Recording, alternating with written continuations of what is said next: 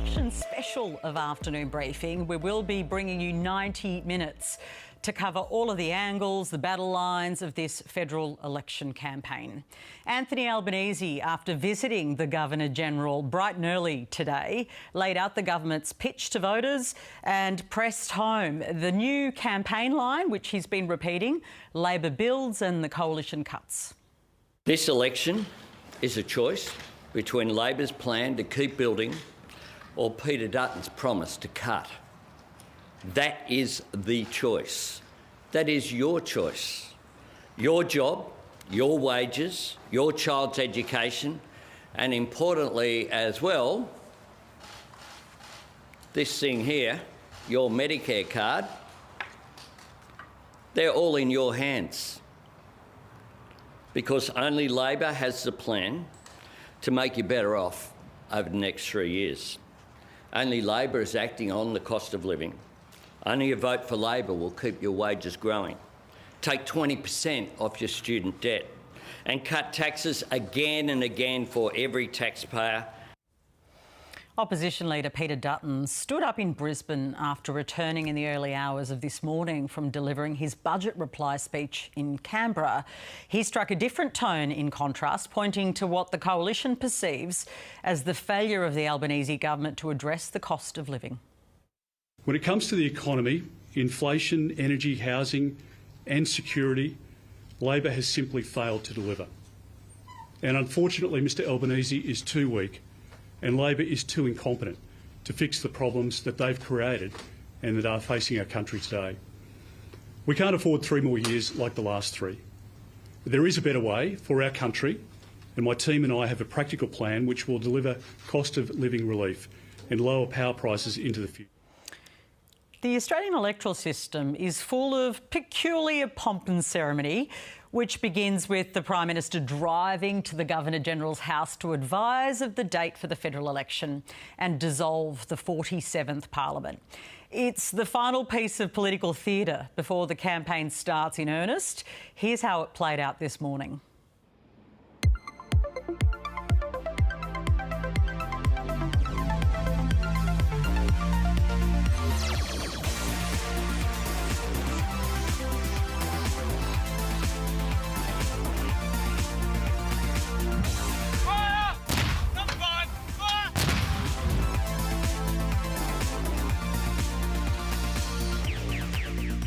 Ready to go? Born ready. This morning I visited the Governor-General and Her Excellency has accepted my advice that an election be held on Saturday, 3rd of May 2025. This election is a choice about who can better manage our economy. Do they feel better off after 3 years of Anthony Albanese? Could you look down there?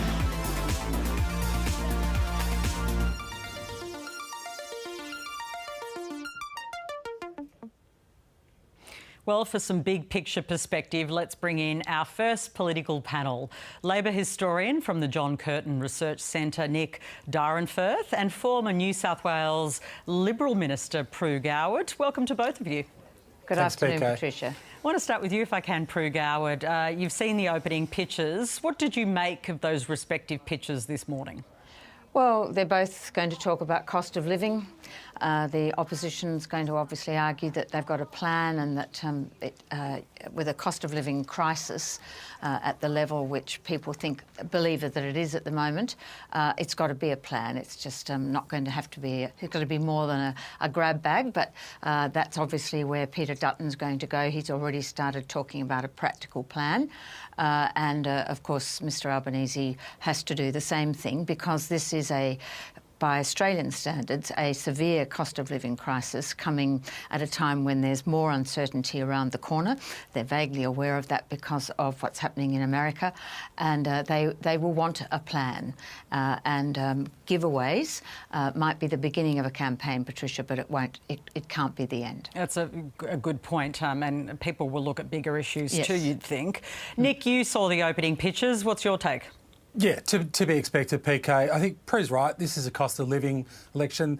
This is, as every national federal election, this will be a referendum on the economy and who's best who's best placed to take Australia forward. It's wonderful, it's serendipitous, it's sublime serendipity to have Pru on the show, former one of John Howard's esteemed biographers. It was John Howard who coined turned the phrase, "Who do you trust?" In the 2004 election. And I think that is actually one of the key questions for the Australian electorate. Who do you trust? And I think despite the cost of living crisis and the persisting pain which Australian households are feeling, the government has a good story to tell. The economy is starting to turn the corner. We've had one interest rate cut and hopefully more to come. Real wages have been moving again, and critically, inflation has come down. Inflation has moderated, unlike many places across the world, and really against the economic textbook, because what we expect when inflation moderates, as it has in Australia, is to see unemployment shoot up. That hasn't happened here. But on the flip side, PK, there's a lot of risk. There's a lot of risk involved with the prospect of Peter Dutton Prime Minister. There's a lot of risk in terms of the economy. The Liberals, under Dutton and with Shadow Treasurer Angus Taylor in witness protection there, they haven't done the hard policy yards on the economy. They don't have serious economic policies apart from, a $20,000 subsidy to businesses for long lunches. Come on. They oppose the wage increases which Australian workers have been enjoying over the past few years. They oppose the tax cuts, Right, the tax cuts which are proposed in the budget, and they can't be trusted on Medicare. We know that Liberals in their DNA don't believe in Medicare. They tried to scrap it in the 1970s. Let me ask you, Pru Goward, because look, I'm not the campaign spokesman. I'm like absolutely I not like the person on the program. Absolutely not the campaign spokesperson. But you do have a considerable experience. I think that's right, different, Patricia. Yeah, it is absolutely different, and you know what campaigns look like. Yes. It's interesting.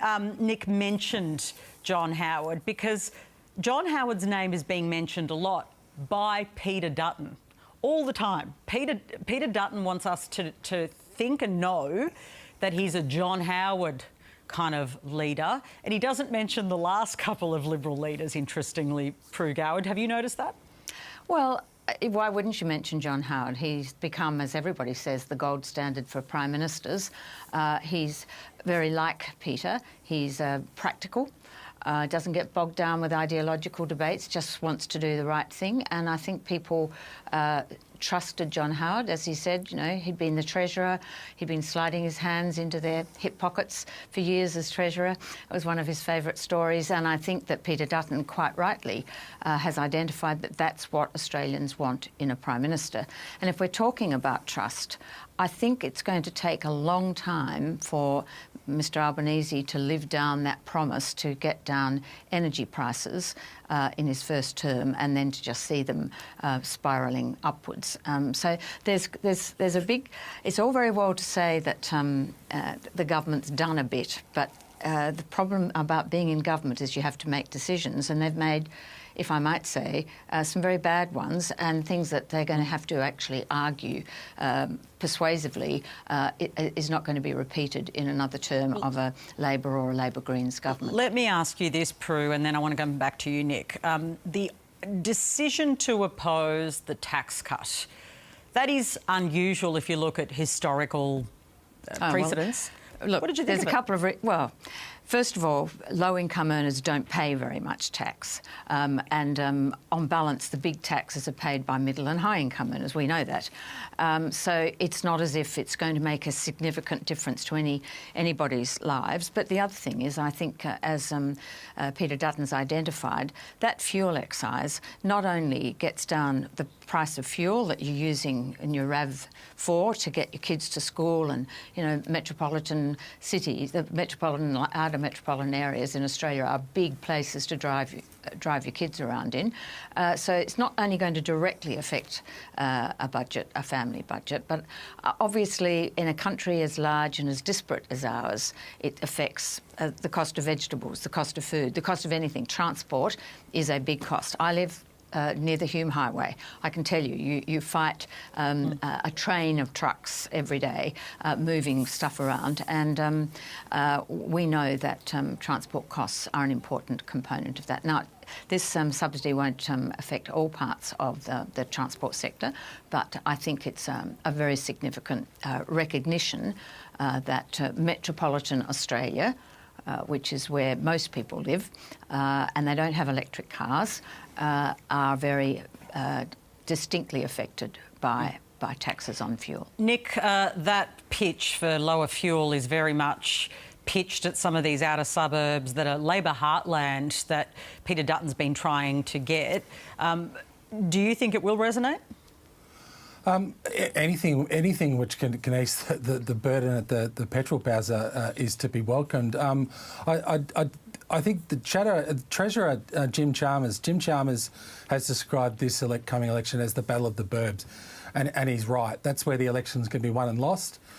Mainly in Victoria and New South Wales. And just to come back to the tax cuts very briefly, the Liberals are saying, that it's not worth a lot. Pru's rehashed that line. But actually, when you total it all up, this is actually significant amounts of money. When we're talking about a few $1,000s over the course of a year, that's enough. That's 3-4 months worth of grocery bills. This is, that might be a year's worth of school fees at a low fee, for instance, Catholic tertiary education. So it's not an insignificant amount of money, particularly in the current context. And Pru also talked about ideology.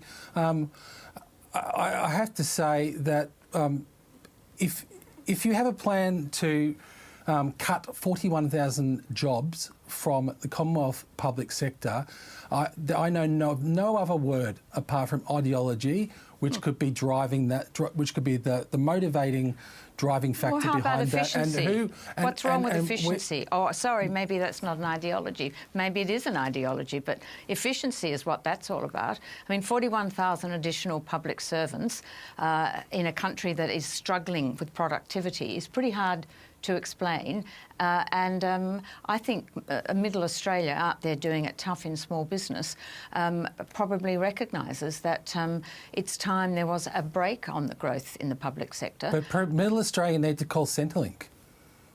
Middle Australia need essential services.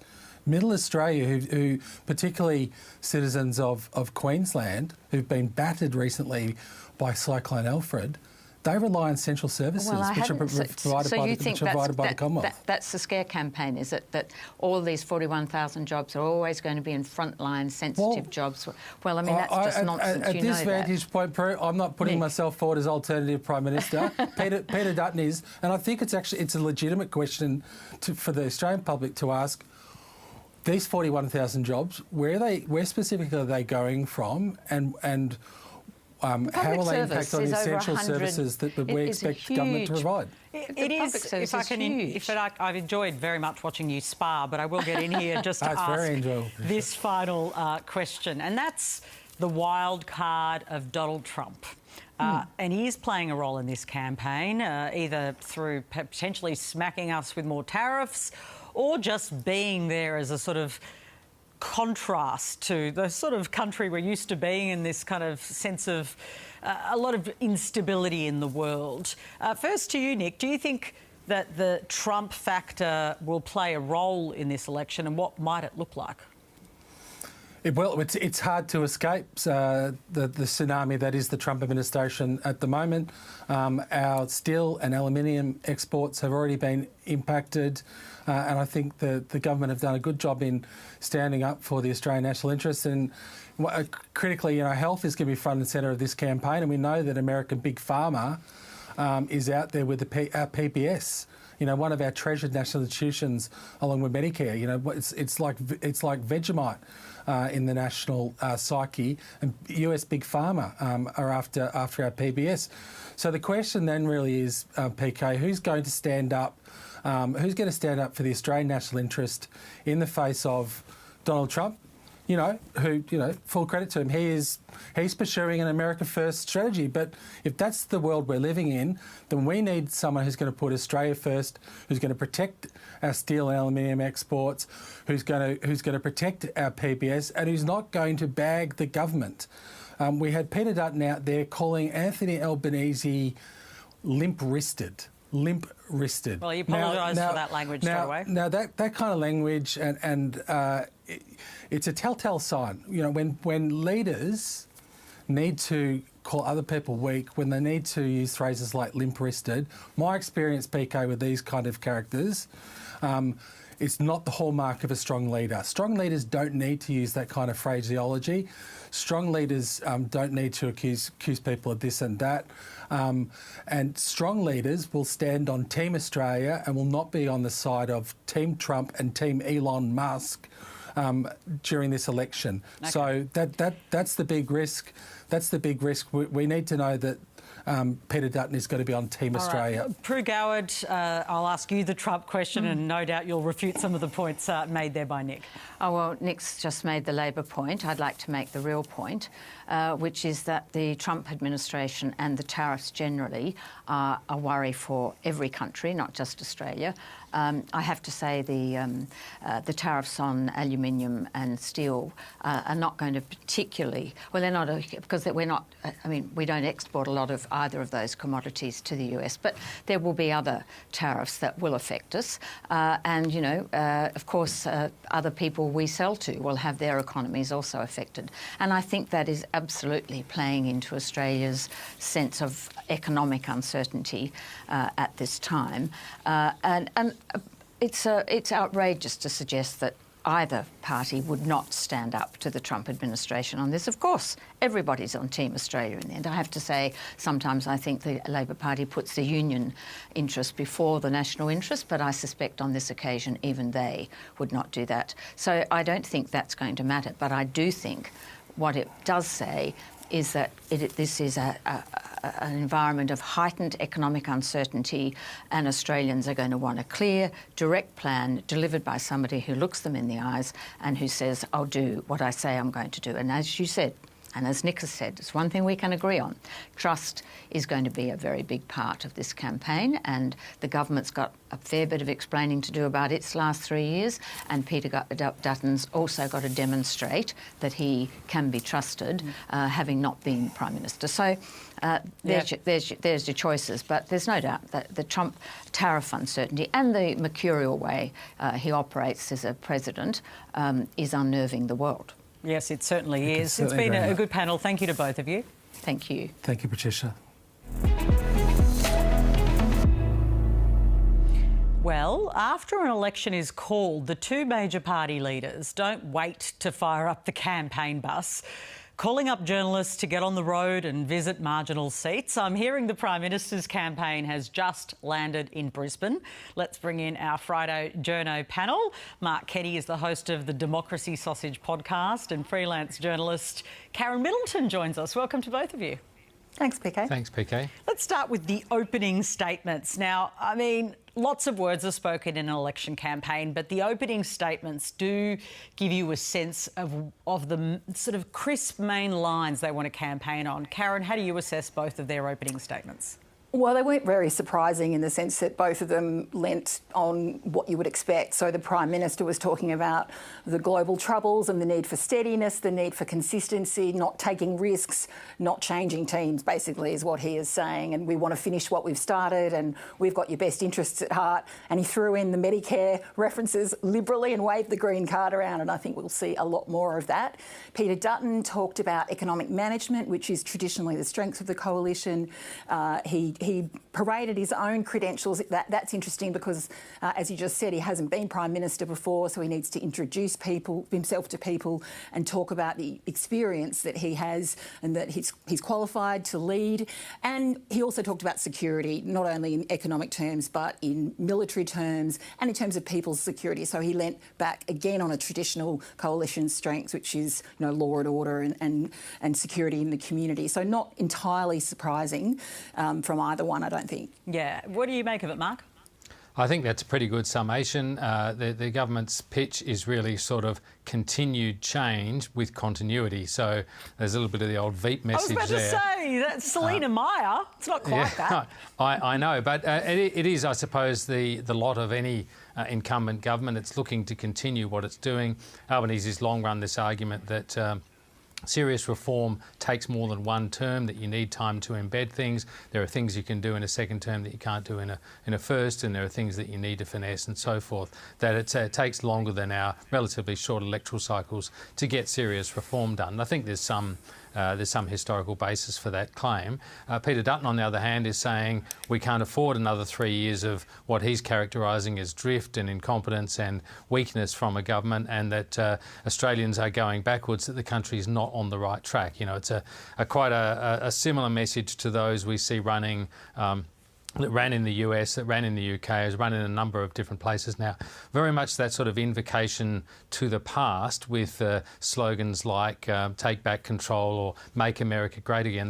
They really rely on a sort of an unspoken element of nostalgia about things having been better before. And in the case of Peter Dutton, we see this framed in terms of the country being on the wrong track, which some polls have shown many people share the view of. So I think they both made reasonably strong pitches. They both showed signs of nerves in their pitches, but I think we're going to see a pretty hard-hitting campaign between these two because there's a lot at stake. Yeah, there certainly is. And yeah, of course they're nervous. The next five weeks are going to be very difficult for both of them. I think it's very hard to be a leader and to front up every day like that. Karen, this has been an unusual week, like really weird week. Budget, then a budget reply, then straight away an election. I haven't seen anything like it, and I've seen lots of elections, more than I can be honest with myself about. So, given the way it's played out, were you surprised at the coalition's decision to oppose the tax cut and also to promise to repeal it? Well, it's interesting. The government was saying, come in spinner. You know, they've spent $17 billion so they can say, we're cutting your taxes and the other lot aren't. Now, I did note that Peter Dutton did say today, you know, we will lower your taxes, but we haven't heard any detail of that yet, and we didn't hear it last night. The Prime Minister was a bit cheeky. You know, he's been saying, oh, of course I believe in the protocols of the budget week. The opposition leader will have his reply. You know, we won't be going to the Governor-General before that. But then he made sure he put around yesterday afternoon that he was going to the Governor-General today, which swamped Peter Dutton's reply last night. And then he went before 7 o'clock this morning, so there wasn't any clear air for reporting what Peter Dutton had said. So we're already seeing the political trickery, I think, going on from government and opposition. And I think the Prime Minister's really, you know, happy that they got the legislation into the Parliament and were able to force the opposition effectively to wedge them to take a position, and they've voted against it. And, you know, it's a little bit reminiscent of last time around, isn't it, where the then Morrison government sort of wedged the Labor opposition on tax, and we're seeing a replay of that a little bit in reverse. Yeah, we are. But with this time, Peter Dutton is doing something which is equally interesting, offering this fuel cut for 12 months, then to review it. It doesn't continue, but he hasn't quite closed the door there either. And that is very much targeted at the outer suburbs that he wants to capture, Mark Kenny. It does have very easy electoral kind of... It's an easy sell, isn't it? Cheaper petrol. It's a good lever to pull if you're looking for a quick dividend. It's something the government has control over, and it can be relatively immediate, as you say, unlike the government's tax cuts, which come in increments beginning sort of whatever it is, 15 months from now or thereabouts. So I think it sort of works at a retail level. It does look like rather simple politics, and it's a temporary measure, but that's what it's aimed at. Going back to the point about not supporting the tax cuts, I certainly was surprised. I mean, I think what we've seen in the lead up to this, to the high theatre of this week, has been a series of announcements by the government which the opposition has peremptorily backed in, straight away they've just backed them in, whether it be the PBS changes, the bulk billing, Medicare boost, $8.5 billion there. There's been a sort of a pattern of the coalition wanting to not cause any friction or take on any baggage of having different policies that could make voters worse off. And then right at the last minute on a thing that's very direct, tax cuts, which they are supposed to, they claim to be, sort of their bread and butter, lower taxes always under a coalition, all that kind of thing. They've got themselves into a position where they're opposing a tax cut, and as you say, PK, pledging to repeal it if they are elected. And that is quite strange. And Peter Dutton said, we'll look at tax cuts in the next term. It's a bit like the cuts they're talking about as well to the public service and cuts to spending. Those will be detailed after an election should the coalition get through and be elected. So I think this campaign's got some really unique elements about it and some role reversals which are quite intriguing. Yeah, it certainly got more interesting over the last week, right? But there is something interesting happening that I'd love to pick your brain about, Karen, which is nuclear. Now, often Peter Dutton's strategy is described as small target, but there's a contradiction in that because nuclear is a very large target.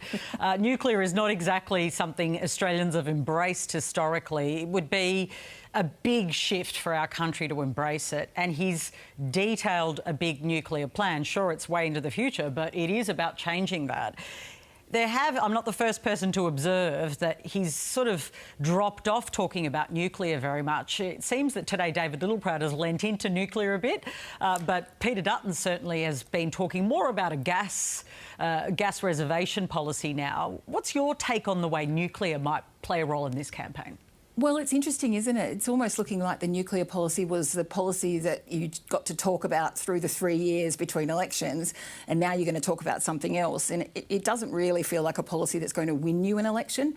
So he needs other things. He needs to be able to talk about the cost of living, which he started to do. And today's message was, very clear. He was trying to tap into the disappointment in the government by saying, are you better off than you were 3 years ago, which is also borrowing a line from Donald Trump. But he hasn't emphasise this nuclear policy at all. And we know it's controversial. We know it has support in a lot of areas. We know, younger people are more supportive of nuclear energy than perhaps in years gone by. But it's interesting that Mr Dutton has chosen not to put that front and centre. He's decided there are other things he needs to talk about. We will see how much of a role it plays in the election campaign or whether he chooses just to go to the economy more directly. And it's, as you say, he's brought up gas. It's a kind of a complicated policy. Maybe he might have been planning to highlight something else in his speech, and then when he was blindsided by this election call, decided to just stick to a couple of key points last night. But nuclear, it's nowhere in the messaging in the last 24 hours. Will they make a big deal of it or will they not? I don't know, but certainly the Nationals are much keener on it than some of the Liberals are. Yeah, and they always have been in many ways. It was very much a way of also neutralising the issue of net zero as well. That's the original reason. Mark Kenny, it certainly hasn't featured in a big way in Peter Dutton's rhetoric, but it's still there. They haven't officially, there's no dumping of the policy. They may not want to talk about it a lot, but I suspect Labor will. I think that's a fairly good prediction. They don't seem to want to talk about it. I think its key purpose was to have some chunk of policy to actually be talking about, because essentially there hasn't been a lot of policy coming from this opposition during this term. But also, as you said before, PK, to have an answer to the net zero, to free the opposition up to really attack the renewables emphasis that the government is on and say that it's going to get there through a different way. Now, I think it is, as you said, it's a big piece of policy, it's a big change. But in a way, it's operating like a small target because, one, it's not being spoken about much, and two, even if it were, it's so sort of abstract and theoretical in terms of the political cycle. It's several election terms down the road in terms of delivering anything. So I don't think it really is the kind of, vote-changing mechanism that the coalition would pretend it is, or would hope that it is, and perhaps its only real vote-changing power is in the negative, in the campaigning against it, around where those nuclear reactors might be, for example. All right, just final comments from you both, starting with you, Karen. I mean, what will you be looking and observing for in the next 5 weeks?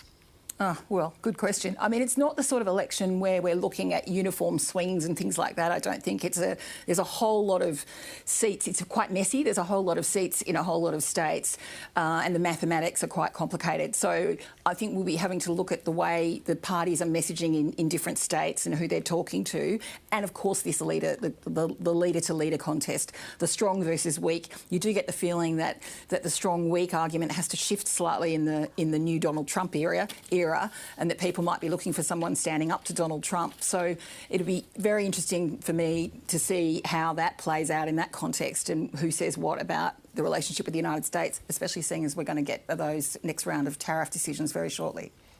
And how about you, Mark? Yeah, I think it's going to be interesting to watch the two leaders. As Karen said, the sort of face-off between them is fascinating in itself. We've seen that in the Parliament. But we need to remember this is Peter Dutton's first go at this kind of thing. We know that Anthony Albanese's first election campaign started off pretty poorly with, failing to remember some key economic numbers and the like, and there was a degree of tremulousness, you might say, about the campaign. I thought Albanese, in kicking it off this morning, and indeed in all the kind of theatrics that they've manipulated to get to that rather dramatic sort of dawn declaration of an election, showed that they are intent, and Albanese is intent on performing strongly from the get-go. Now, whether that occurs or not will remain to be seen, but I think with Dutton, looking at his address in reply last night, I thought he seemed a bit breathless. I know that it's easy for us to sort of criticise this because it would be a nerve-wracking business doing the sorts of things they were doing, as Karen was saying before. But I think you could see some signs, I think for the first time for me really, in Dutton's demeanour that he was feeling that pressure a little bit. And so it's going to be fascinating to see whether both leaders perform strongly and how that affects how they're seen by voters through this election campaign. Yeah, day one, lots of days to go till May the 3rd. I'm really glad I got to speak to both of you about the campaign. Thank you. Thanks, PK. Thanks, PK. One of the biggest influences on this Australian election is, unusually, the President of the United States. Now, the Prime Minister drew a strong line between the opposition leader's policies on the public service and the cuts made by the Trump administration in the United States. My fellow Australians, we live in the greatest country on earth, and we do not need to copy from any other nation to make Australia even better and stronger. We only need to trust in our values and back our people. Let's bring in Bruce Wolpe from the United States Study Centre, who wrote a book called Trump's Australia about what Donald Trump's second term will mean for us. Bruce, welcome. Thank you so much, PK. Great to be with you. I was thinking about you as the perfect person to talk to because not only are you our resident US politics expert, but you've actually worked in domestic politics for a Labor Prime Minister, so you can see both sides of how this links. The biggest wildcard of this election is Donald Trump. In leading up to this election, it's all been Trump, Trump, Trump, Trump, Trump. I think they see Trump more than they see Anthony Albanese or even Peter Dutton, right? What role do you think he's going to play in our election campaign? Well, as we can see, every day sort of refines it even more clearly. So the Prime Minister spoke today about it, and that's going to get more intense. I mean, this has evolved, Trump becoming president, tariffs and trade wars being a weapon of choice. He has wielded it. It has hit Australia, aluminium and steel, and there's more to come next week, Wednesday, our time here, reciprocal tariffs and what it's going to do. I was just in the United States, and what's been so interesting is to see what's happened in Canada.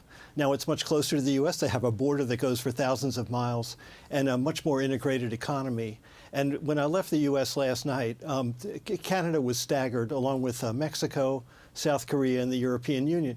And so this becomes the focus on Trump. What's he going to do? How are we going to live with it? How are we going to cope with it? And I think that will become a stronger theme in this campaign. And then there's Liberation Day, which is coming our way, a day of great liberation for, well, some people who agree with it in the United States, many don't. But what does it mean for us and our campaign? Well, I think the focus is going to be, as Karen outlined at the end of your interview with her, of your discussion with her and Mark, on pharmaceuticals and the PBS and where does that stand. If Trump attacks the PBS and makes it more painful for Australians to have access to pharmaceuticals at good prices, and if he penalizes Australia's pharmaceutical industry and exports after the hit on aluminium and steel, I think people will say, why are you doing this to us? And then the question is, well, what does the leadership say in response to deal with it? In Canada, the Prime Minister has said, we don't trust the United States as an ally anymore. We don't think they act responsibly. Now, I don't think it's going to get as intense here, but that door is open for that kind of discussion. So we'll just have to see what happens on Liberation Day. Trump has toyed with exemptions. He makes a lot of statements of what is going to happen, but ultimately, when we see the black and white letter of the rules that he puts in place, that will trigger a political response. And you suspect that there will be some punishment for Australia? There's different lines on this, isn't there? Well, the pharmaceutical industry in the United States is very powerful, stronger than its counterpart here in Australia. And on this one, it's easy for Trump to take care of them. It's a no-brainer for him. And it's in a larger, this little bit inside baseball. The budget is coming up, Trump's legislative program. It'll cost trillions of dollars. He'll be looking for savings. Some of it will come out of U.S. Medicare and Medicaid. That means some of it will come out of the hide of the U.S. pharmaceutical industry. So if they're going to take if they're going to get some pain on that front in the United States, well, why not give them something, as far as Australia is concerned, as a cushion? So that, I think, is the danger line that we're coming to on this. How intense it is, we'll know when he says it. I'm also really interested in, now that we're in official caretaker mode in a campaign for 5 weeks, it seemed to me, but please correct me if I'm wrong, that that's not great timing for us in terms of being able to flex our muscle and, you know, leaders being able to fly there and, I don't know, whatever might happen to try and put pressure on that administration based on this old alliance and friendship. Do you agree? Am I right that the timing is terrible for our national interest? There's never a good day in politics sometimes, but I think it depends on the degree of crisis. Now, a war erupts, a prime minister in office until an election, there are decisions to be made. And so the question is whether Trump's tariffs next week present a real crisis. And if they do, you expect the leadership to stand up. If you don't, you have actually 2 models to go with in managing it. One is the new Canadian Prime Minister, extremely aggressive. The other is Keir Starmer, our AUKUS partner, who has taken a more measured approach and talked to Trump straight, but with centuries of an alliance between the 2 countries. So I think both candidates will figure out, where do I stand in that dialogue with the president and what we think he will do next. So right now, no, I don't see any terrible dilemma for us, but we'll know more a week from now. So what does it look like then in terms of behind the scenes? We're in caretaker, but that means people like our ambassador, Kevin Rudd, all of the DFAT officials, they continue to do their quiet behind-the-scenes lobbying? Their job, but also on the 2 big issues that have separated Australia from the United States, Ukraine and trade. Both parties are really aligned, and they say we're for Ukraine, we're against Russia, we're for Zelensky, and on trade issues, we're a trading nation. We have trade agreements with the United States. We want a rules-based order, and we stand with it. But then the 2 candidates and how they present themselves to the country and the world in reacting to Trump, that's where people will discern whether there's a big difference, and then where do you put your trust. The other big thing, of course, is how they talk about Donald Trump throughout this election campaign. The Prime Minister didn't use his name, but he talked about, you know, our individual style in Australia, and I thought it was basically a veiled way of saying we don't want to go down the US route, which I felt like he was talking about Trumpism, was he? Yes, I think he was. And I think, but there are overtones or undertones of Trumpism in the campaign. I mean, we have the trade issue, but on immigration, for example, Trump, that's his emotive high point in what he does. And the immigration war, it's even stronger than tariffs. And that's an issue here. The public service and its size and what it does and how much money it has, that's a big issue in the United States with Elon Musk. and it's now an issue here in this campaign. So these things do seep in to the political landscape. And I think voters are looking for, as John Howard might say, well, who do you trust more to deal with this? So that is what is going to play out over the next 5 weeks. You're the second person to have quoted the "Who do you trust?" Was that like the best opening ever? Everyone always quotes the opening line of John Howard in 2004, and in fact, I've watched so many campaigns, it's the one thing I can remember. Well, it's lasted 20 years. I mean, that's pretty good. And also, it's as Ronald Reagan said in the 1980s, are you better off now than you were 4 years ago? And this year, it's are you better off here in Australia than you were 3 years ago? So these things, the person who writes those, boy, they really deserve a great memorial in politics. The other big question is how tough they can talk on Donald Trump without causing I don't know, a reaction that may backfire. Is there a sensitivity around that? There is, and that's where it gets to crisis levels. If people feel that Donald Trump is coming after the pharmaceutical benefit scheme and is going to hurt every household in the country and all the people who participate in the health system, if that's really on the table, well, then that's pretty serious business. And yes, people look for leaders to step up. I hope it's bipartisan, it should be, but you're going to make a judgment. Okay, we have a prime minister, we have a president. Who's going to get the most for Australia, consistent with what we want to believe in the relationship and the alliance? And that's the person I'll trust more on that issue. It's not going to decide the campaign. It's going to be everything else that's on the table, the economy and so forth. But it's going to be an important factor. We wake up to it every morning, right, on the 6 a.m., 7 a.m. bulletins. And that's because he makes news every night. Final moment question, I can't help myself. Elon Musk. Yes. I mean, I've heard different perspectives again on how much interest he might take in our election. He dabbled in the German election. Do you think we'll see him and X play a role? I do, and he has an ongoing feud with the E-Safety Commission and Julian Mingrant, who's doing just a fantastic job. And he hates what Australia's doing on social media. And we have real problems here with what he does on social media. So I think the door is open for him. I think he's opened a door, and we'll see how far he goes through. It's hard to believe that he'll just stay off of X as the Australian election matures and we come closer to Election Day. I just have a feeling in my gut we're going to hear from him. He's got Canada at the same time, so he might get busy with Canada. Bruce Wolpe, thank you. He will, PK. Thank you so much.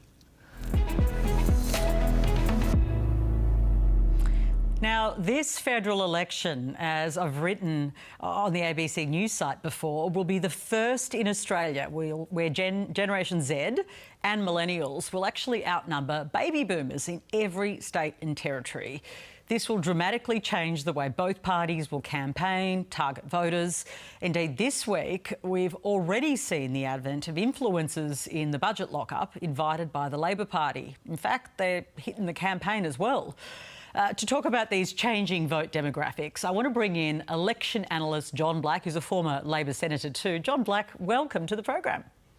Well, hello there, PK. Good to see you again. And lovely to see you always. You wrote this week that Labor and the coalition parties are so on the nose with the Australian voting public that the winner of the election won't be determined by their diminishing band of primary vote supporters, but by those voters who can't abide either of them. What are you talking about?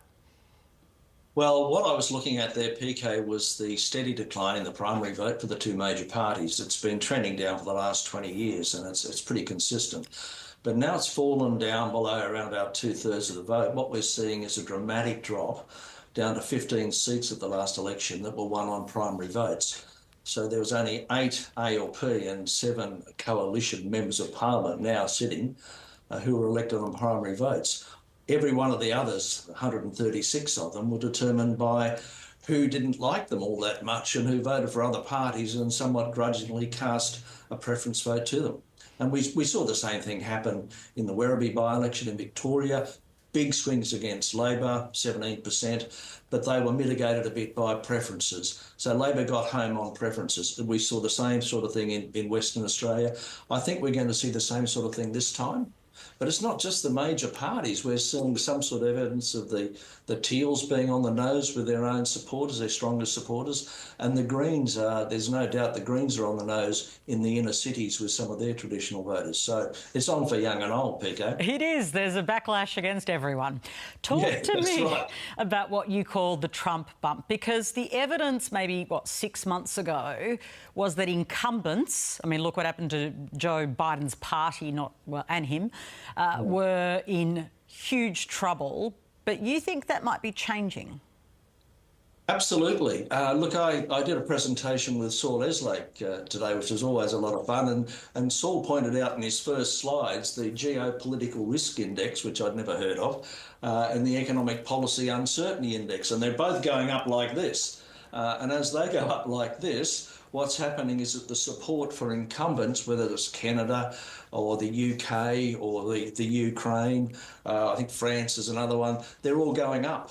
So if you can position yourself to be criticised by Donald Trump and defend yourself in your country's honour, then you'll do okay in this election. So there's no doubt from what we've seen in the last 4 weeks or so, there's been some evidence of a resurgence of support for the Labor Party that wasn't in existence right up until then, and it's coincided with the rise in support for the Liberals in Canada. So yeah, there's a Trump bump, and how you play it is going to be pretty important in terms of who wins, because it's a real close one. It's a Trump bump, and the Trump bump is harder for someone like Peter Dutton to ride. Correct me if I'm wrong, but I also am obsessed with the demography here too, a bit like you. Let's just nerd out for a minute, but in a way that people might find interesting, and that's the Liberal base voters, when polled, well, almost half of them like Trump. So for Peter Dutton, it's harder for him to be tough on Trump, isn't it? Look, it's harder, but he can't afford not to. There's been a formula adopted by Starmer, the Prime Minister of Britain, which was corrective without being critical. There's been similar lines played by Macron in France, where he's been constructively critical but defensive of France's interests. So I think it's possible to tread a middle path. But I have to say, PK, if you're in any doubt, getting criticised by Trump is going to be a big plus, and sticking up for your country an even bigger one. So you forget about those. I don't think the ones who like Trump are going to go anywhere else, but perhaps to the trumpeted patriots, I think PK is the party making the bid for them. It rolls off the tongue, doesn't it? Oh, it absolutely does. Clive Farmer, he loves a party so much he just keeps establishing his own. Yeah, it's quite something. But you say they've got, obviously, the right have a few options. Is there a risk for Peter Dutton that they do peel away, in all seriousness, to Palmer? And how does it work then in terms of preferences? Because it's worked it's actually worked for the Conservatives in the past and then worked for Labor. It's not always consistent, is it? Well, Labor won on preferences last time. They received the preferences overwhelmingly from the Greens and also from the Teals and from a number of the smaller parties. The Liberals this time, I think, have a chance of eroding some of those preferences. What I've done in the last couple of days is have a look at the direction of preferences, because if there's a 17% swing against Labor, say, in some seats, but only about 11 or 12% after preferences, then clearly preferences from minor parties are playing a big role and perhaps a determining role. So I've had a closer look at them. And, the Labor Party can still count on preferences from what we call the digitally disrupted, people in insecure jobs who traditionally would be Labor loyalists. And the Liberal Party at the moment, or the Coalition Party, is doing well in the outer suburbs from the great bulk of people who make up the new surge of Indo-Pacific migrants. That's basically people born in India who came out prior to the COVID lockdowns from India or China or Nepal or the Philippines. They're about 1 in 3 voters in the outer burbs. And the group that's up for grabs there, I found out, was the people who drive their own car to work or who are driven in somebody else's car to work. And we're looking at families with a mortgage. and a new home and a couple of kids and 2 jobs, and they drive to work. Now, I thought that might be one of the reasons why Dutton chose that group as the one to receive most of the benefits of the campaign largesse. That's interesting, a very specific group. So yes. I know that you've been looking at all of the demographics and places where, you know, it will be won and lost. Give me a sense of what I've been calling for the day, and maybe you can correct me if I've gone too far, but I feel like Victoria is ground zero. What's the situation like in Victoria? Well, I'm looking at 6 seats in Victoria that are going from Labor to the coalition, notwithstanding the Trump bump. But if that does take hold, then those seats will fall. Those numbers of seats falling to the coalition will be reduced. But you know, it's hard to see it coming too much below that. In New South Wales, there's a big swing against the Labor Party from traditional supporters in those 8 seats that Labor won on primary votes, and I covered that in the Fin Review story. They're mainly Islamic, non-English speaking, the sort of people who threw Labor out in Fowler last time. There's a lot more of them in seats like Blaxland and so on. So those seats are unlikely to be won on primary votes this time by Labor, and in fact there could be a swing against Labor in some of the more marginal seats with sizable Islamic majorities, or minorities rather. So I think, you know, you're looking at roughly 4 to 6 seats there. And then Western Australia, there's a couple. I think that Labor is in some danger of losing, and that's Bullwinkle and Tangi. And the Liberals are going to do pretty well, I think, in seats like Teal seats like Curtin in WA, or either Goldstein or more recently Kooyong. So there's a lot in play. There's going to be a lot of changes in those states. I don't think a lot in the other states, but there's still a few of interest, like Boothby in South Australia, also Lyons in Tasmania. You've watched a lot of campaigns, John Black. What do you think of this one so far? What do I think of the quality of the campaign? Is that your question? Well, the contest, the whole vibe of this thing. We're only day one. It's the same day, but we know, you know, they're opening pitches, how they're going to be targeting voters. What's your sense of this one? Early days yet. I think Dutton might be on a winner with the petrol prices. It's one of those sleeper issues, but 52% of Australians who work drive to work. Another 15% or so, I think, are driven to work. So I think he's on the money there. I heard what was being said before about, you know, the nuclear debate and so on, but I bear in mind that 4 out of 5 people who are now being added to Australia's population every year are coming from overseas, and in those countries they have nuclear power. So I don't think it's as big an issue for newer Australians as opposed to the older, wealthy, established Australians. So what do I think of the campaign? I think Dutton's been brave in some respects on the nuclear question, and a bit innovative on the petrol prices. I think Labor's steady as she goes. We've turned the corner, and, you know, shake me and wake me up when it's all over. You know, I think Labor's going to need to come up with a little bit more pizzazz than what is Sonny Jim, you know, telling us we're all okay and everything's wonderful, because a few of the economists at the AFR don't quite agree with that, and a few of the others as well. So I think there's a bit of complacency, a bit of hubris on the Labor side, which they want to shake off. And yeah, I think this is going to be overtaken by events, this campaign. And, yeah. You know, events, the hidden my factor is friend. Donald Trump. He just loves to talk, man. And it almost always goes back to Donald Trump at the moment. Thank you so much for your time, John. Oh, that's a pleasure, PK. See ya. Well, opposition leader Peter Dutton, in his opening election statement, mentioned the Voice to Parliament referendum, and that was just at the beginning when he started talking. The Prime Minister spent the first half of this term of Parliament obsessed with the voice, and it meant that he didn't have a plan to deal with the scourge of inflation. Because of Labor's bad decisions, Australians are doing it tough and they need help. Linda Burney was the Minister for Indigenous Australians during the Voice to Parliament referendum. She was the member for Barton in New South Wales, but has, of course, retired at this federal election, which means she's a free woman. Welcome to the program, Linda. Hello, Patricia. You are free, and so you're free to talk to me. Linda, welcome. Now, the federal election has been officially called. You've now officially left the Parliament. Do you see this as a hard election for Labor to win? I think it's going to be a hard election for everybody, but Labor deserves the win. And the reason I say that, Patricia, is that I see in Anthony Albanese a person that leads for everyone, and I see in Peter Dutton someone that is incredibly divisive. And I think the public sees that as well. You referenced the Voice referendum in your opening statement.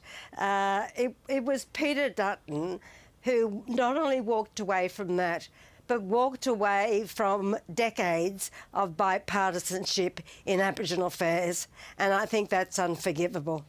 You say it's unforgivable, but the majority of the country agreed with him. That's true. The outcome for many people, both Aboriginal and non-Aboriginal, was devastating, and that devastation is still felt. But, Patricia, there are some really, really good silver linings in that loss. And the first I'll reference is that in communities where there are high Aboriginal populations, like Tiwi, like Yuendamu, and places where there were high numbers of Aboriginal people, the vote was 86 and 92% yes. So people knew what they wanted. The other thing that came through was 6.5 million Australians said yes, and that's a lot of people.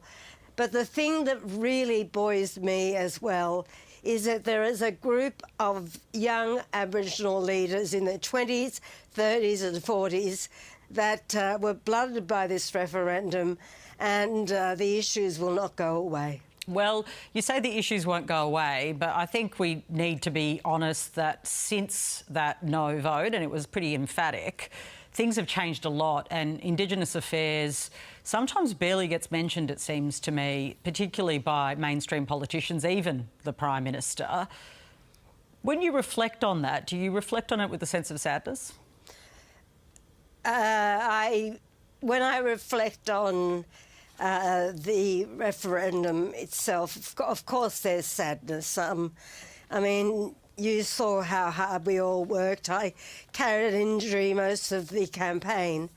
But the issues of constitutional recognition will not go away, and they didn't start in 2017 with the Uluru Statement. They started decades ago, and they'll go on for decades. The position of Aboriginal affairs at the moment in Australia, I haven't been in the ministerial role for 7 months now, but the focus on economic development's important. And in my view, and one of the things I'll be doing into the future, is designing a community-led truth-telling process where communities don't need governments, they don't need legislation, they can do it themselves. I was down in Nara last week and I met some people who have formed a group on truth-telling. They're going into old folks' homes, they're going to Rotary clubs, they're going to community meetings, they're putting on seminars, and they are doing it because they know it's necessary. Let's talk about that. So you're saying, Linda Burney, you're the former Indigenous Affairs Minister. You've been in Parliament for a very long time. Also the New South Wales Parliament. A very Parliament. long time. I meant that as a compliment, sorry. For a period of time, let's not give it time frames right now, that you will lead a community-led truth-telling process. Can you just explain why you made that decision? One of the things that I'll be doing is having a big rest, having a holiday, and then I'm taking up an adjunct professorship at the University of Technology. And one of the projects I want to get my teeth into is designing a community-led truth-telling process. What happens to that design is up to communities. I think local government has a big role to play, but that's something that I'm really looking forward to doing. And I think it's something that we as a country really could do with. So you think truth-telling at a national level should be embarked on, but why shouldn't the government do it? Because I actually spoke to the Prime Minister this week. I'm not sure if you saw it. Yeah, I read the transcript. OK, I pushed him on Makarrata politely, but what's he going to do? And I think it was pretty clear that he said, no, there won't be that Makarrata process. Are you disappointed?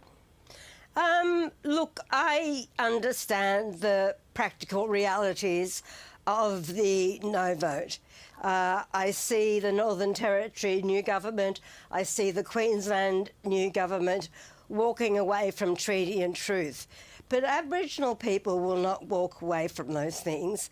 And I can assure you, Patricia, that whilst there might be a focus on closing the gap, which is absolutely appropriate, I completely agree with that. The announcements that the Prime Minister made in the anniversary of the apology, I mean, the practicality of putting, I was so happy to see this, of putting community laundries into those remote communities, doing something about the cost of food. They are things that will make a difference to people's lives outcomes and health outcomes, and that is critical, as well as these other things that we're talking about. Why do you think truth-telling can happen without now the government being involved? I think that truth-telling has been happening for centuries. You know, you go to Mile Creek. That memorial was created many years ago, and that's an exercise in the truth of that Bingra area. There are monuments and statues around the country where communities have led a truth-telling process. And people need to be empowered to think it's not about blame, it is never about blame, but it's about acknowledging that this is our story. I mean, that exercise at Mile Creek is so powerful because the descendants of those that were massacred and the descendants of those that did the massacring have come together to create this memorial and a long weekend in June where people go. There's an interpretive walk. That's truth-telling. So you are accepting that government cannot do this because of the result of the no vote and the implications of that. So you're saying you think you, and others of course, should lead an organic, community-led process of truth-telling. I think when you look at the different models of truth-telling around the world, and in fact in Australia, you've got a very judicial type process in, for example, where you come from, Victoria, and they don't all have to be like that. There's a place for that, but there's also a place for communities to be empowered, to look at their story, to be involved with the Historical Society, the schools, local government, different community groups. And I think government does need to be involved, but it's not the be-all and end-all of truth-telling. Final question, Linda Burney, and I'd like to speak to you regularly as you go on this next part of your life's journey. It's a bit scary. Oh, totally, I can imagine. I think it's just anyone who changes a big part of their life. But in this new part, this new chapter, I wonder where you're sticking to this truth-telling when there has been a really big national shift. How do you keep going, especially after what has been a very bruising experience? How do I keep going? I keep going because I'm a very determined person. I think deeply about our country. I have held very senior positions for a very long time even before politics. And I know what our nation needs. And there is a thirst, which is very demonstrated out of the referendum, for people to understand more about who they are, who we are, and how we got here. Linda Burney, we'll talk again. Thank you so much for joining us. Thank you. Here are some of the top stories on this first day of the election campaign. The Prime Minister has already hit the campaign trail with his first stop in the marginal seat of Brisbane, which is held by the Greens' Stephen Bates. Opposition leader Peter Dutton is expected to start his 5 weeks of travel on the campaign trail from tomorrow. Employment Minister Murray Watt has claimed the government will cut Medicare, the opposition will cut Medicare in order to pay for building their nuclear reactors. He says opposition leader Peter Dutton didn't mention nuclear frequently in his budget reply because he knows it is unpopular in the community. The coalition has accused Labor of leading a scare campaign about Medicare. And Liberal frontbencher James Paterson says tough decisions need to be made to shore up gas supply in Australia. Opposition leader Peter Dutton announced in his budget reply last night the coalition will force gas giants to set aside supply to guarantee energy for the Australian market and lower wholesale prices. Senator Paterson says he's comfortable with the market intervention that might be needed. Well, the election is set to be another big one for independent MPs after the so-called teal wave of the last election. Climate 200, the crowdfunding group, is shifting some of its money towards other newer community independent candidates after some of the more prominent candidates like Allegra Spender have decided to take less or no funding from the organisation at all. Kylie Tink was the independent MP for Bradfield in North Sydney. The seat got abolished and now she's campaigning instead for others. She joins me from Brisbane. Welcome. Hi, Patricia. So you've been appointed Director of the Community Independence Project. What is that project and what will be your role? Yeah, actually, it's really exciting. The Community Independence Project has been around basically since Cathy McGowan was first elected back in Indi in 2013. But it's not something that has ever sought to have a very high profile. It's been very focused on doing the work that needs to be done on the ground to support communities who want to take their voice and their vote back. And actually, Patricia, you know what's really interesting is that 1 in 4 electorates in this 2025 campaign will have a community independent running. And I think that says everything about the way that Australians are really stepping up and saying they want to be more involved in our democracy. They're tired of waiting for the two major parties to solve the problems that they're facing, and they're prepared to actually take their voice and their vote back and send people like those we've seen in the 47th Parliament to the crossbench to hold both the major parties to account. Are you concerned about some of the more well-known teal candidates or MPs running for re-election pulling back from Climate 200 funding? What's your analysis of what's happening? No, look, I think, 2022 was a really interesting election in that I think people like myself were largely discounted by a number of players in the political sphere. They either saw it as a flash in the pan or something where, we'd get all excited into the lead up to the election, but we wouldn't get elected and we'd, go and take a Bex and have a lie down for the next 3 years. People were shocked to see the size of the crossbench grow in the 2022 election. We've had the largest crossbench in the history of Australian politics. And I think what we've proven is that we've actually been an incredibly constructive force in politics in the last 3 years. We fought and were able to achieve more ambitious climate goals. We fought and were able to achieve a return of integrity into politics with the NAC.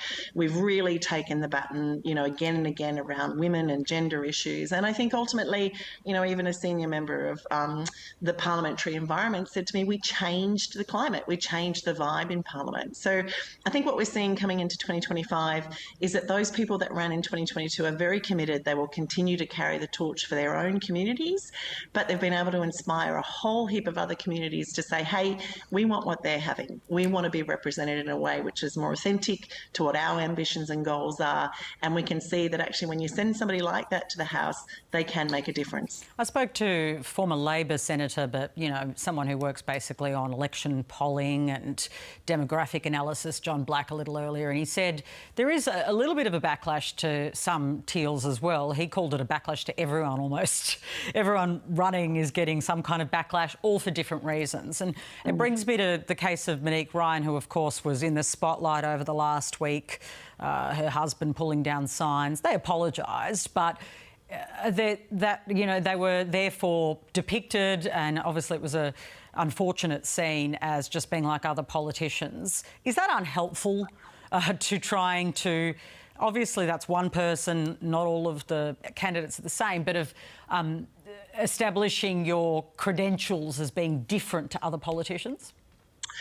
Look, I think that's such an interesting example, Patricia, because the truth of the matter is we don't talk about it a lot here, but politics in this country is brutal. And actually, I think about what's happening in 2025 compared to 2022. In 2022, I thought it was tough. You know, the hand-to-hand kind of battle that goes on the ground when it comes to specific electorates, it is really, it gets very personal, it gets very tense, it gets very tough. And I think what we're seeing in 2025 is a whole new level when it comes to that, because, you know, in 2022, as I said before, many of us were discounted. We were kind of seen as a bit of a flash in the pan. I know for a fact that, you know, both Mon and her husband are deeply apologetic about what happened. Pete knows that in that moment it was not the right decision. I think his reasoning for doing it was absolutely admirable. You know, in his head, it was a sign on a piece of public land where it shouldn't have been. But then the filming of it and the politicisation of that filming, I think, says everything about what is the dirty tactics in politics. I think what's hard for people like myself and for Mon is that we have consistently run on an idea that politics can be done differently. We don't need to go to that, stoop to those levels. It can be something that people are drawn into because they sincerely care about public service. We want to have our lives, turn up, do the public service we can do for the time that we can be relevant, and then we can get back on with the rest of our lives. So, you know, but at the end of the day, we're still human, and Mon is copping an absolute caning in her seat. There's a lot of very dirty tactics being executed. Understandably, her husband is protective of her, as is everybody who loves us, because at the end of the day, you know, we are largely ordinary people that found ourselves in pretty extraordinary circumstances, and that goes for our families as well. Look, I'm not going to talk about the complexities of how people feel, because I think, you know, people do have strong feelings for their family and whatever, but it's about, I suppose, painting a picture of yourself as being more pure than others, and then the truth, you know, that's, at the end of the day, there's shades of grey, right? Oh, look, and I think at the end of the day, people are people, you know, and I think that in some ways, you know, I am in this really unique experience. I've been able to be the federal member for North Sydney for 3 years, and I'm actually leaving undefeated. You know, I was the first female elected to that role. I'm leaving because my seat's been abolished, and I'm leaving before I've become institutionalised. And if I can kind of offer something to all Australians, the truth is that anybody who's turning up at a politician in any colour is ultimately a human being, and humans are fundamentally flawed for the decisions that we make sometimes. I do think there is a difference in the way that the community independent movement is built.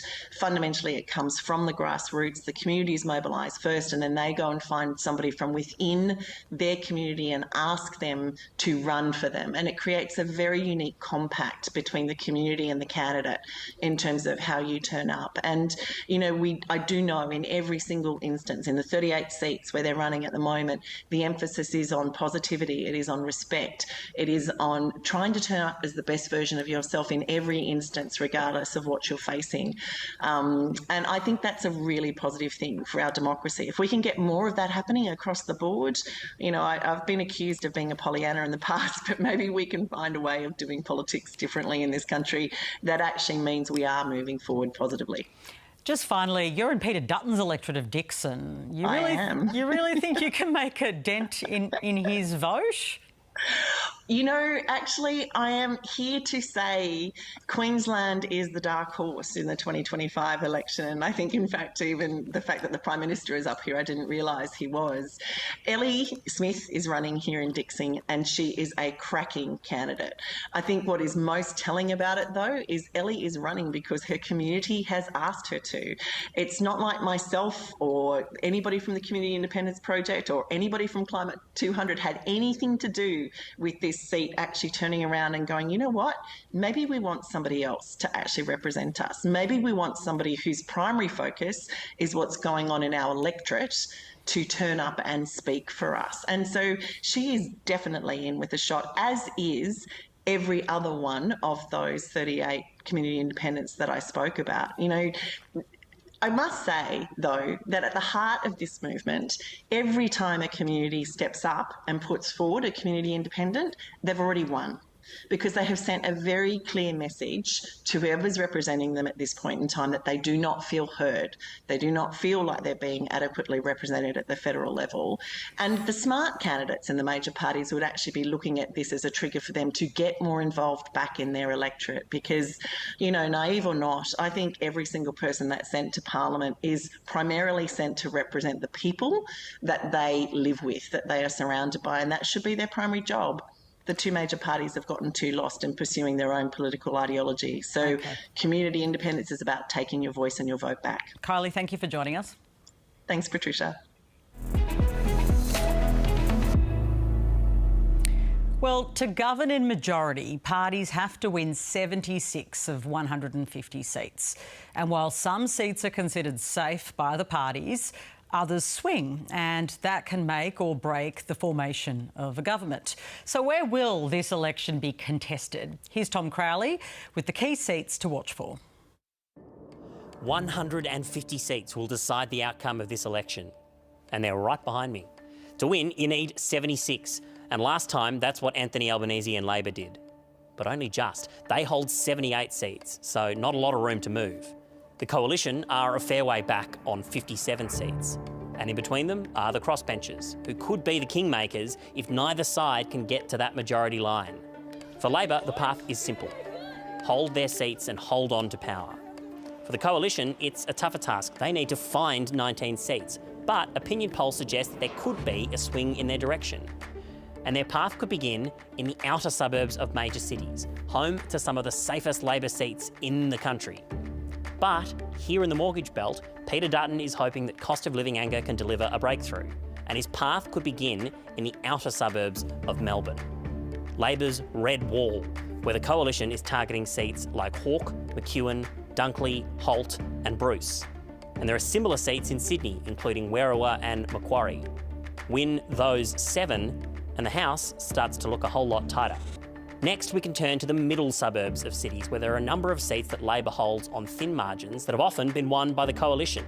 Middle-income seats, like Aston and Chisholm in Melbourne, and Parramatta, Reid and Bennelong in Sydney. Win those 5, and things get tighter again. Next, we can turn to regional centres, and in particular to the New South Wales Central Coast, the epicentre of the energy debate, where Labor holds 5 seats by thin margins, all of them firmly in play.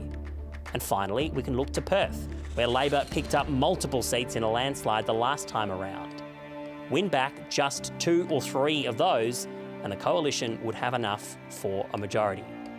Now that's a lot that has to go right. And meanwhile, there are plenty of seats that Labor has in its sights. For example, the Melbourne seats of Menzies, Deakin and Casey were held by the Liberals on razor-thin margins the last time around, and Labor is targeting them this time. There are also the Tasmanian seats of Bass and Braddon, the Adelaide seat of Sturt, and the North Queensland seat of Leichhardt. All of that is enough on a good night for a comfortable Labor victory.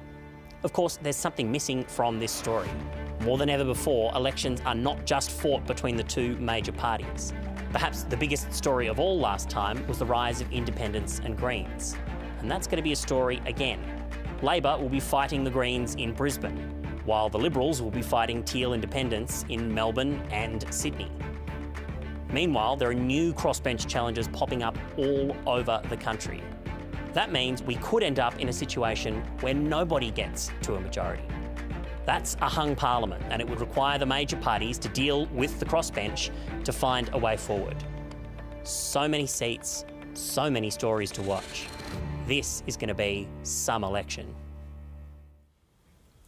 Well, housing is set to be one of the big policy fights during this election, with Labor leading with its Housing Australia Future Fund and the Help to Buy scheme, while the Coalition is promising to allow first home buyers to access $50,000 of their own super to put towards a home deposit.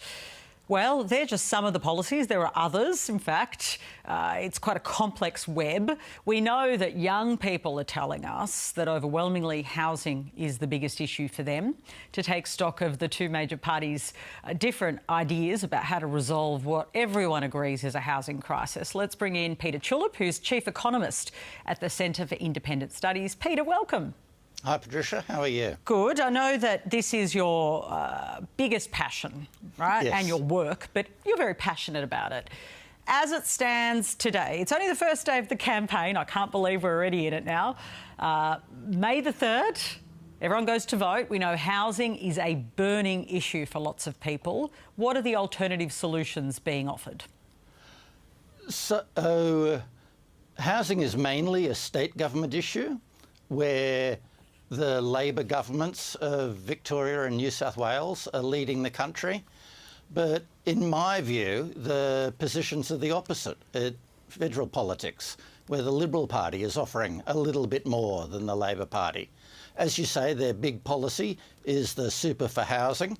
That in itself is more to deal with home ownership rather than affordability. But it will tend to increase the demand for housing, making housing a bit less affordable, but that's offset by two big policies that the Liberal Party is offering. One is the restriction in immigration, and the other is their housing-friendly infrastructure. That they want Canberra to help fund a lot of roads and sewers that will unlock, they think, about 500,000 new homes. OK, but just kind of digging into those policies, yes, they have almost dueling policies because the Labor Party, yes, it's a state issue, but they have given incentive payments, have they not, to state governments to try and deal with trying to build housing close to transport and jobs, which is pretty key here, isn't it? Yes, yeah. I mean, and that's a policy that a lot of us like, well, a lot of housing experts like. The problem is that they're not offering that till 2029. People don't get state governments don't get those incentive payments for 5 years, and that seems to reduce the effectiveness of them. But they have that policy. They also have the Housing Affordability Future Fund you mentioned, and some Help to Buy, various other. There are a lot of little schemes they have. They're each helping about 10,000 homes or so. It doesn't really add up to a lot. No, and so because it is a state responsibility and also it takes so long to shift the dial on housing, it takes a while to actually see much difference. We hear constantly from the Liberal Party that it's Labor's housing policy problem, or that they've created this crisis. How long has this crisis, though, realistically been building? I imagine it's many governments, actually, that have allowed this to grow. Oh, it's been building for generations. I mean, so if you go back to the 1970s and 1980s, prices were rising faster than incomes and people were complaining about it. But it keeps getting worse and worse, and it's now recently reached crisis proportions.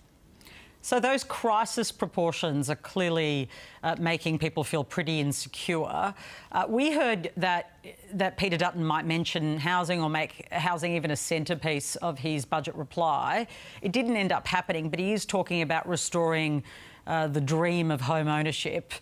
How easy is it to restore that dream with the current set of policies that are being offered? Yeah, no, you're right. I think the Super for Housing policy got one sentence, and their infrastructure fund got a similar sentence. So he treated it very lightly. But these are very big issues, and I expect that they'll figure at the centre of the campaign. How easy is it? We estimate that the Super for Housing policy of the opposition might allow about another 400,000 households into home ownership. That would lift the home ownership rate from about 66% to 70%. So it's not earth-shattering, but it is a big, solid improvement. Yeah, it can shift things. A lot of things have to go right, though, for all of those shifts to happen. What else do you think is needed for both sides to embrace to really accelerate change? The main action does need to occur at state government level. And there, I think what the New South Wales and Victorian governments are doing is very good, but they could do with a bit more help from Canberra. That they're coppering an awful lot of flack and their Canberra colleagues are remaining silent. So a bit of support telling the local residents to stop opposing housing would help a lot. Instead, we have local parliamentarians on the wrong side of the housing supply issue, opposing development in their electorates, and that's not good. Yeah, it is tricky though. I mean, that's not your job. You're a policy wonk, but it is tricky when there are your own residents who are angry. It's a difficult thing, isn't it, to manage? Well, but that's the centre of the housing debate. Local residents need to be told that they need to accept more density in their neighbourhoods if we're to solve this problem. No, rent has been the other big issue, and that has really accelerated as we've generally had an inflation crisis over the last couple of years. Just talk to me about, I mean, there is some evidence that perhaps it's easing, which is, of course, welcome news, but that a third of voters are renters, and renters have had a really tough time, haven't they? Oh, yeah. I mean, in some ways, they're the ones that are doing it hardest. Yeah, that's where a lot of the affordability problems are worse, that people are really having difficulty affording the rent, especially in Sydney. And so because of that, people are living 2-hour, 3-hour commutes away from work. It's causing all sorts of very big social problems, the difficulty of finding rentals. And the question around bigger reform, which would also be taxation reform, of course, negative gearing, capital gains, that's been litigated before an election, famously in 2019. And I asked the Prime Minister this week about negative gearing, for instance, and he said it had been settled in 2019. Clearly, he doesn't want to go near it. We know Peter Dutton's suggested he doesn't want to. What are the policy benefits of altering those arrangements? So the Greens Party will be campaigning strongly about abolishing negative gearing, but in my view and the view of most housing researchers, it doesn't belong in a debate on housing affordability. That the estimates of the effect of negative gearing and the capital gains discount, that it will affect house prices maybe. Some people say 1%, some estimate 2%, some estimate 4%. The effects are just tiny. So there are tax policy and equity reasons for re-examining these tax provisions, but they don't belong in a discussion about affordability. Yeah, it's interesting that you made that distinction, because there are absolutely reasons to have that debate in a tax and equity. Where do we take tax from? How can people reduce their tax? Who's paying most of the tax that's going in? But you think they should be kept separate rather than conflating the two? Well, it's just not going to help housing affordability. I mean, it is a potential source of revenue for the government, and it's not ideally designed. There are distortions and problems with negative gearing, and even more so the capital gains discount. So they should be revisited. And but yeah, it's not going to help. But the huge issue with housing policy is affordability, and the tax concessions are just not relevant to that. Peter Chillip, thank you for letting me pick your brain. I hope you have an enjoyable election. My pleasure, Patricia. Well, that's afternoon briefing for today. We, of course, have given you an extra long afternoon briefing because the election has now officially been called. That's right, Anthony Albanese this morning driving to the Governor-General's house really early, unusually early, having a cup of tea, we think. I haven't fact-checked that, but certainly asking for an election for May the 3rd. So it's all on. The Prime Minister is now in Brisbane campaigning for the official first day of the campaign. Peter Dutton lives in Brisbane. He has not yet left Brisbane, but we understand he will tomorrow. So from now on, we will be very focused here at Afternoon Briefing and, of course, across the ABC News with the election. You can go to the ABC Online to follow our blog, where we'll be giving you constant updates on what's happening, and I really urge you to do that. One more little plug for today. Politics Now is our daily political podcast. And today, Annabelle Crabb and I have spent some quality time bringing you the latest on the election, the opening pitches, what they all mean, and that is in your podcast app or your ABC Listen app right now. Just search for Politics Now. Mariam Saab is up next with today's top stories. I will see you next week. I hope you have a happy election till we do it again next week. See you later.